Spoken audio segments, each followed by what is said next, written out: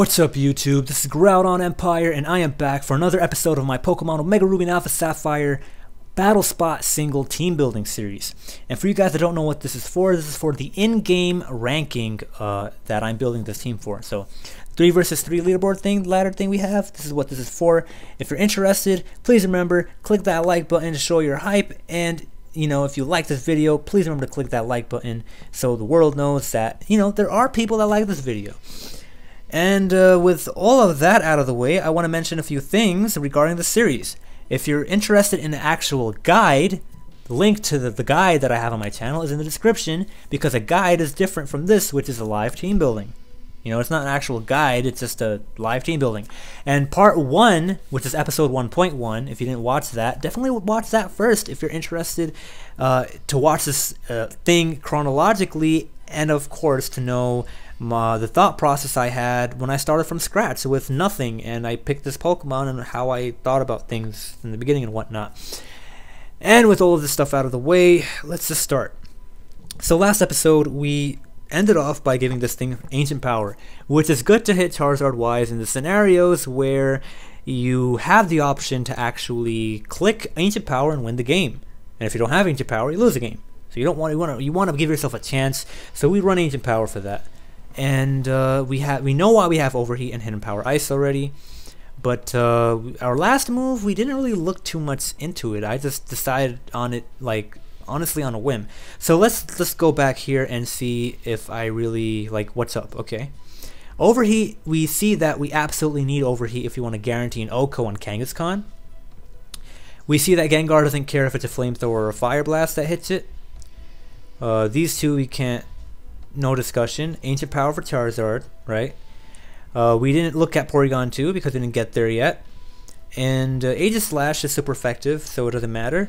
Suicune and Rotom Wash, we don't learn powerful super effective attacks for them, so we need teammates for that. Now, Porygon 2 and Cresselia, however, are neutral. And I think what we should do is look at damage calcs to decide whether Fire Blast or Flamethrower would be better. Because if we can 2-hit KO them on the switch, that means we should definitely run whatever move does that. And if both moves do it, then we'll just run Flamethrower. So, let's just see what happens. As you can tell over here, Porygon 2 is open, and I have these 3 tabs open with the calcs done already because I'm recording this for the 15th time. Because everything is 20 plus minutes, I'm trying to do this within 18 minutes if possible. Alright, so please bear with that. This is pretty much live team building. It's not already built or whatever. I'm going through the process. So yeah, Porygon 2 is here, standard ORAS Battle Spot Single spread, and I have Fire Blast and I have Flamethrower. And as you can see here, Flamethrower is a 50-50% chance to 2-hit KO, while Fire Blast is guaranteed.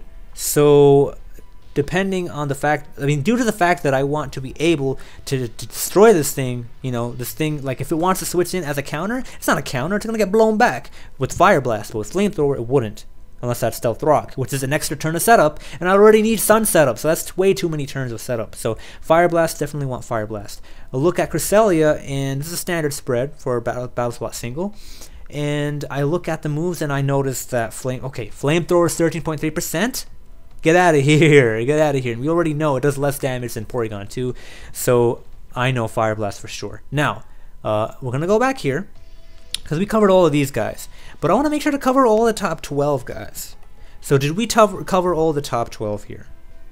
There is one Pokemon here that wasn't there because it was 11. That's Landorus.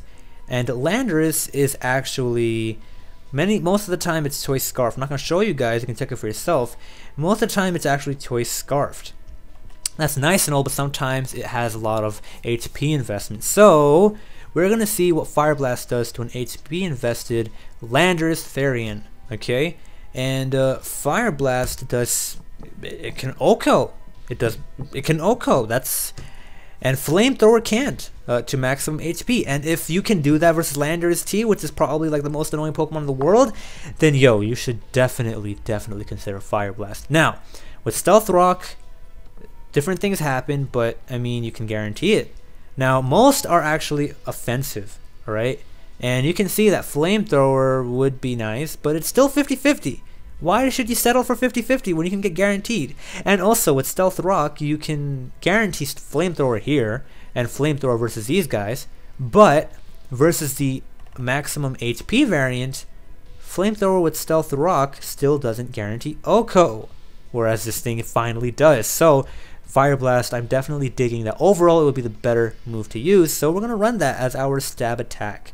So Fire Blast it is, bye-bye Flamethrower. Accuracy drop, yes, but that power buff, that's like so important. If you're going to use a Pokemon like Charmeleon to begin with, you got to make sure you're going all out, alright? You got to make sure you're doing all out. Especially if it's necessary, and I feel it's necessary.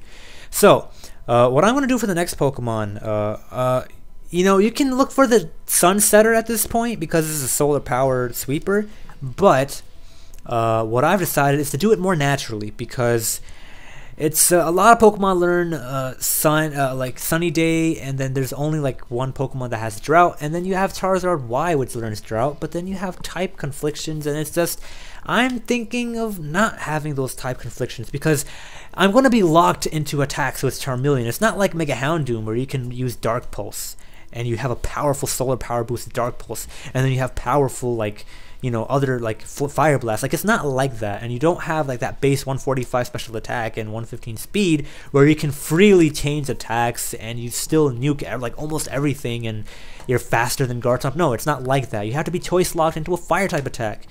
So for something this specific, it's not as simple as just putting a Sunsetter like Ninetales, for example. Like, you need to really think it through, and I don't want to do that at this point because so many Pokemon learn Sunny Day.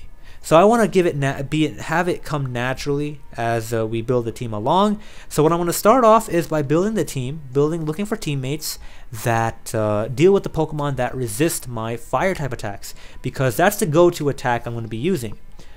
These other moves are situational. Hidden Power, Ice, and Ancient Power are very situational. The main move I'm going to be using is going to be Fire Blast. Alright, and I have to see Pokemon that are going to resist Fire type. And I want to go to the type coverage calculator. As you guys can see, I already did whatever I did because this is my 15th re-recording, but it's fine. So I'm going to click Fire, and I'm going to click Calculate, and we're going to see all the Pokemon that resist Fire. And at this stage, what I'm going to do is I am going to look at the rows one by one, and I'm going to notice with the current team that I have, as I add the Pokemon along as well, I'm going to add them along, and I'm going to see, can my current team deal with this threat? And if they can, how reliable will it be? Alright? And based on that, I'm going to add another teammate to deal with the threat and whatever else. And we're just going to keep that domino effect rolling. That cycle, we're going to keep that rolling. So I want to start with this. So in the first row, I want to see Charizard. And right away, I can tell that Charizard Y, Charizard X Mind Games are a serious thing. And I know two Pokemon that, especially on the team that I'm running, that needs Sun. So I can't use T-Tar or especially Hippowdon because, you know, they rely on the sand to deal with, you know, the Charizard variants respectively, right? They don't need to rely on the weather for X, but for Y they need the weather, and without the weather they don't really deal with Y. So Garchomp and Mega Altaria are actually the two Pokemon that deal with these two extremely reliably. And of these two, I want to pick Garchomp because I have Stealth Rock, I have Focus Sash. You know, I can be used as a revenge killer if I ever need to. And I can just use Rock Tomb, which is fantastic. And I've used Garchomp forever. I know how fantastic it is, so I'm gonna use Garchomp. I've used Mega Altaria as well, but Mega Altaria doesn't have that same that team utility thing that Garchomp has, that it brings to the table. So I really love Garchomp. I really, really do. Also, Garchomp is a rock resist, and you know, while Altaria resists the water type, Garchomp resists rock, and that's cool. That's cool. Whatever, I think it's cool. Whatever, it doesn't matter.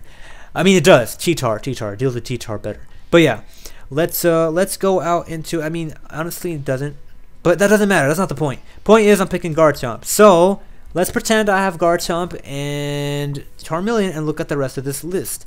Now I noticed that I have these two, and Mega Blastoise tears them up. So I'm going to look up Mega Blastoise's moveset, Water, Ice, Fighting, and Dark, because of Dark Pulse, Aura Sphere, Ice Beam, and Scald, or whatever. And we noticed that Azumarill walls it. So right away I know that these moves, Ice and Water, whatever, Ice and Dragon actually, like even Ice and Dragon, Azumarill can wall that, and even Whimsicott can if it runs Dragon over Ice. But still, I mean, for my style, Azumarill rocks. I mean, Whimsicott can work, but I want to run Azumarill. So I want to run Azumarill. And so far, my team is going to have Azumarill, Garchomp, and Charmeleon. So I want to go back to Fire, and I want to see the rest of the threats here. Now I want to run Belly Drum, Citrus Berry, Azumarill with Aqua Jet, Play Rough, and Superpower to break through the Ferrothorns after setting up. And also a reliable way to hit Pokemon like Cloyster and T-Tar instead of Play Rough so I don't miss and whatnot. So that's great. And I'm going to have my standard... I'm going to have a standard Stealth Rock Garchomp that I always have. And now I'm just going to look at the rest of these rows. I'm going to look at the threats that I see in each row, and I'm going to build due to that, based on that, and I'm going to have an extra teammate, or I want to jot down certain Pokemon that are threats that I don't have a teammate for that I'm going to think about for the future. So yeah, let's keep on going. So the second row I see Slowbro, and I'm like, Zapdos anyone? Because I've used Garchomp, Azumarill, Zapdos, and I know just how fantastic they are with an offensive fire type. And there's a reason, you know, there are many reasons, and as you can see here, it just shows the synergy and the offensive and defensive just power and synergy they have, and that's why I use it on most of my teams. That really is. And so with that, now I have Garchomp, Azumarill, Zapdos, and Charmeleon. So let's just look at the rest of this list. I'm going to notice in the second row there's a Gyarados. I deal with that already with Zapdos and Azumarill. Then I have Dragonite, Zapdos, Azumarill. Azumarill, I have a Zapdos. Over here I have Suicune, I have Zapdos. There's a Suicune, I have Zapdos. Over here there's a Quagsire and Swampert, basically Swampert, because that's the metagame water ground. Even though Quagsire is also a threat, but if you can deal with Swampert, you should be able to deal with Quagsire, right? And I noticed that Swampert is an issue. So I'm going to jot that down because none of my 3 Pokemon can deal with that, and I don't want to add a Pokemon just yet because I already have a solid 3 Pokemon team, and I don't have a Sunsetter, so I want to save Swampert to think about more specifically at a later time. And then I noticed the rest of this, Zapdos and Azumarill can destroy, and even Garchomp, especially with its Focus Sash intact.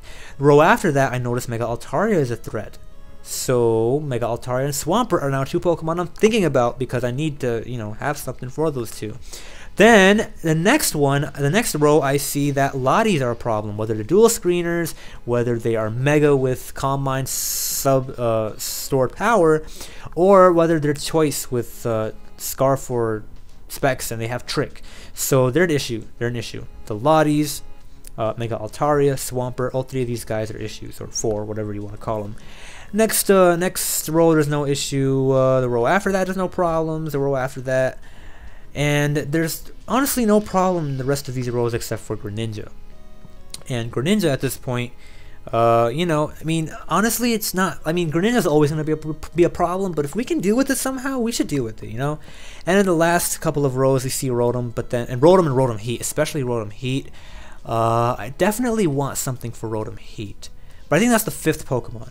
Rotom Wash and Swampert I'm going to count as the same. They're bulky waters that are only super effectively hit by grass, so you know I'm going to keep that in mind. So Swampert is 1, Rotom Heat is the 2nd one, 3rd one is Greninja, 4th one is going to be the Lotties, okay, and we're going to have the 5th one Mega Altaria and the 6th Swampert. So those are the 6 Pokemon we have to think about when we're going to be building the rest of our team. But for now, we have Garchomp, Azumarill, and Zapdos. I'm going to add them after pausing the video for a bit, and then you guys are going to see what I want to talk about them.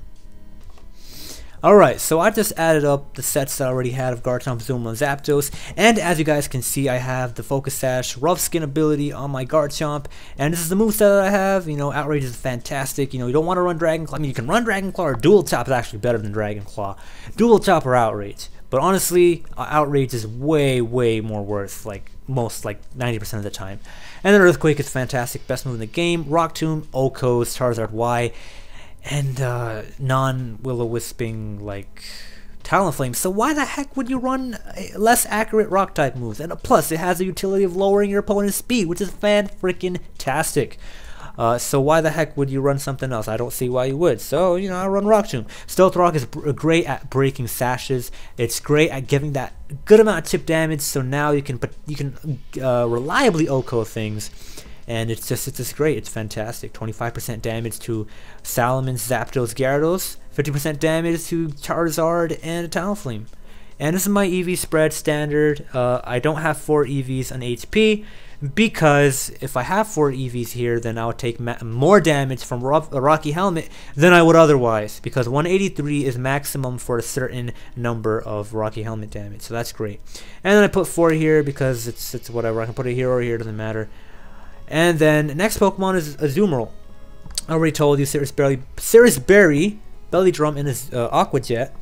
Play rough, and then superpower I explained to you guys already earlier in the video. If you didn't catch it, just go back, rewind, pause, go it slowly, whatever. I talked about it while I was telling you guys I was going to add Azumarill. So just rewind back and whatever. And the EV spread, I want to share my EV spread, but you definitely want to have at least, well, at least I definitely want to have at least maximum attack and adamant nature. You know, there are many spreads you can run with this guy. You can run a more speedy spread depending on what you want to outspeed. You can run maximum bulk, and even with bulk, what kind of bulk do you want to run? It's up to you what you want to do, right? And then last but, and make sure your ability is huge power. Otherwise, I mean, you're not going to have that Groudon attack stat. You're going to have some pathetic attack stat. And last but not least, we have Zapdos with the only legal ability, which is pressure. And we have the item Rocky Helmet, which is great. You know, you can roost up versus physical attackers. You take that Rocky Helmet damage, which is fantastic. And your great coverage is fantastic. You can resist Ferrothorns and Scizors, and you destroy them in back. And if anyone thinks they can switch out into their grassers, their Pokemon that are weak to fire, like water types, you have Thunderbolt, and the dragons you have it in Power Ice. So. And this is stab, so it's like this, and you can slay dragons like Garchomp, Dragonite, and Salamence with this, and you need to have this for that.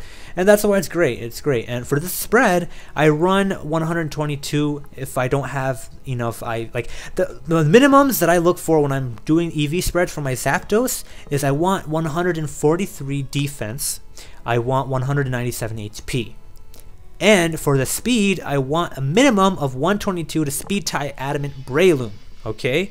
So I can at least have a 50% chance to outspeed it and KO it after Stealth Rock instead of getting spored. But preferably, it's better to have B123 so you outspeed Adamant Brelooms and you don't have to worry about Spore unless it's Jolly variant, and in that case, it's too bad. Adamant is more popular anyway, so it's fine. And then the rest is in special defense because you don't really benefit from special attack. Yeah, so that's what I'm doing, and I hope you guys enjoyed this part. Remember, if you did, please remember to click that like button, show the support for this video, for this channel. Subscribe to the channel if you are hyped for other stuff that I'm going to be doing, especially part 3. Check out the other parts of this guide and of this team building of the series. Not a guide. The guide is actually in the description, so check that out if you're interested in the guide. And I also do live commentated games, so if you're interested in that, definitely subscribe and check out the other stuff on this channel. This was Groudon Empire. Peace out.